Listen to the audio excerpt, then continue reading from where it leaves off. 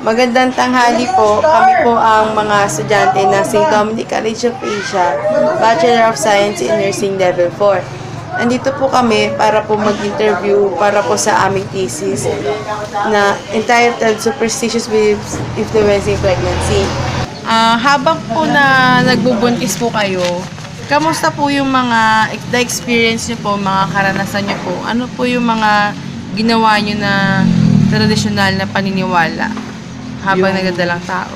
Huwag magpahamog, huwag umupo sa harapan ng pintuan. Wala yan. Tapos, yung sabi nila, huwag mo daw haklangan yung asawa mo pag buntis ka kasi siya daw yung maglilihi, ganon. Yun lang. Ano yung una? Yung sabi, Huwag magpahamog. Huwag magpahamog. Kasi, Magiging sipunin yung baby. paglabas. Yung pangalawa, Huwag uupo sa may pintuan Kasi kasi mahirap ang mga anak. so habang nagbubuntis po kayo, ginawa niyo po yung mga... Nung nanganak po kayo, ano pong ano? Alam mo yung Naging result? nung naghamog, syempre di mo na maiwasan yun. Magpamog ka pa din. Sa paglabas ng mga anak ko, sipunin din. So, Ewan ko kung totoo yun o baka ano lang, yung nagkataon lang, Nagkataon. normal lang, di ba? Syempre bata.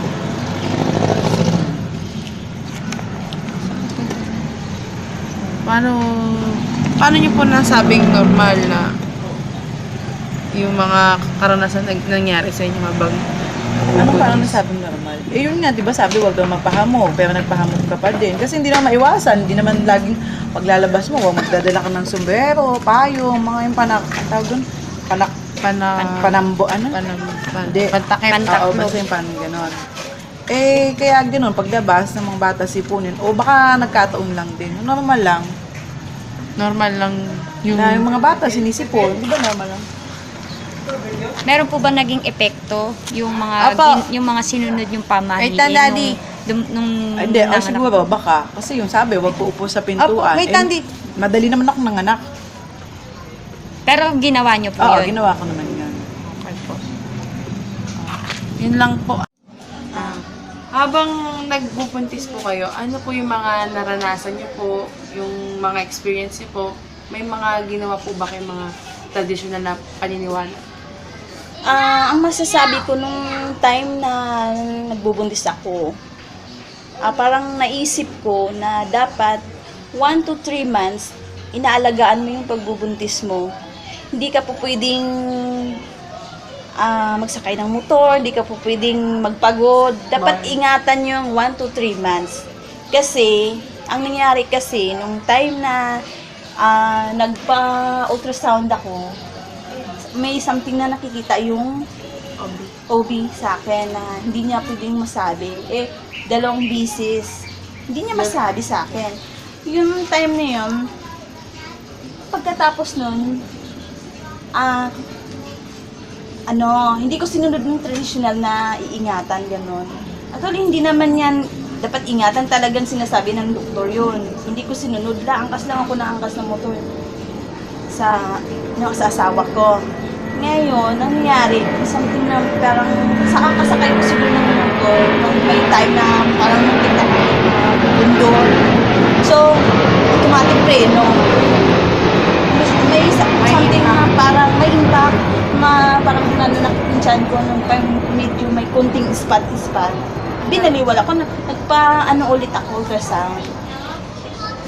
Meron nga silang hindi masabi sa akin, siguro ayaw nila akong ma-disappoint na ano man nakita nila.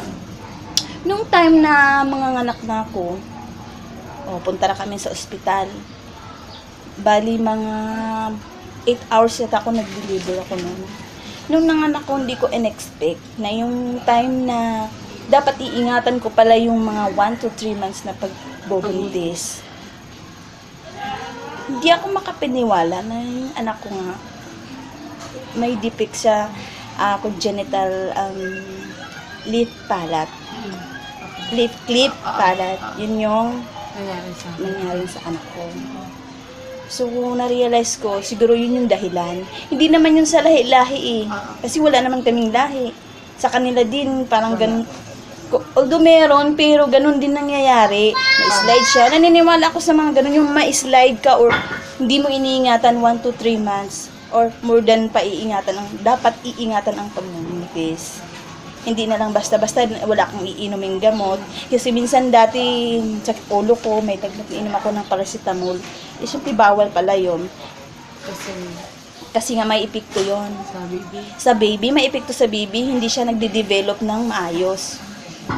So, na-realize ko, kung nung time na nanganak ako sa ospital, kung hindi ko agad siya nakikita na pagkalabas na, simple inaano sa dibdib or inaano agad sa'yo, hindi ko a-accept siya na, anak ko ba yan? Kasi bakit ganun? Parang mahirap tanggapin na, bakit ganun hindi, kompleto naman sa vitamins, yung check-up, mga prenatal. Ba't nangyari ganun? So, naisip ko, siguro sa nangyaring yun, na hindi ko iniingatan siya ng trabaho lang akong trabaho, angkas ng motor. Nakukuha ko siya sa transportasyon, yun nga, pagbahidahi. Yung yung Declare. muna pong mga naging anak mo, Wala. Magaganda sila. okay po yun. Okay. Mga, Anong mga practice na ginawa nyo nung? Una, hindi ko, never kong, normal lang sa bahay kakain, puro gulay-gulay. Sinunod ko yung tradisyon noon pala, kasi sa probinsya yun gulay, kain ng yung talbos ng kamuti yung pula, kasi daw panpadagdag sa dugo habang nagbubuntis. Yun yung kasi require o payo ng, mga matanda. oo, ganon. Tapos sa center din, nagpapacheck ako sa center. Kasi ganun sa probinsya Nagpa-vitamins din ako. Wala naman, maayos naman lahat. Sa ngayong last ko, bunso kong anak, yun nga nangyayari sa kanya. Kasi nga naisip ko, hindi ko siya, sa katawan ko, hindi ako nag-iingat. Baliwala sa akin, hindi ko inaano na. Parang hindi nyo nasundan yung traditional na practice. hindi ko sinunod yung ganyan pala.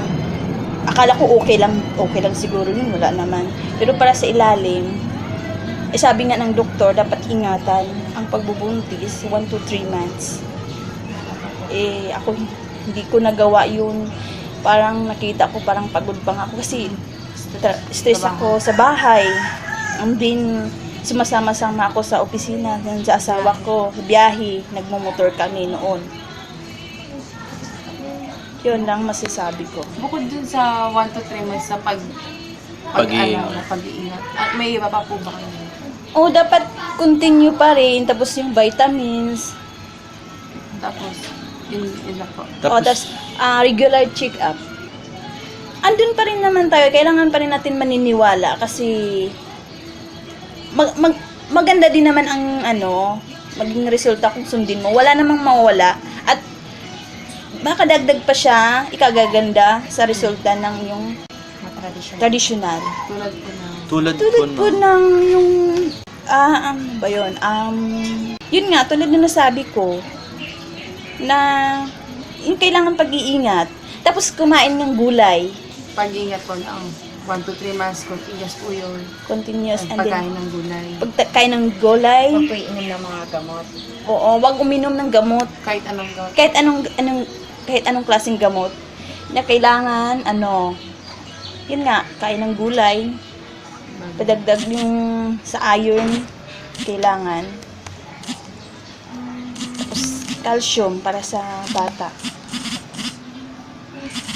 Yun lamang po, salamat po. May iba pa po ba kayong kakilala na nagbuntis po sa anak? Si Donna. Si Madonna Opo. de la Luya. Opo, dito. Sige po. Yun lang po. Thank you po.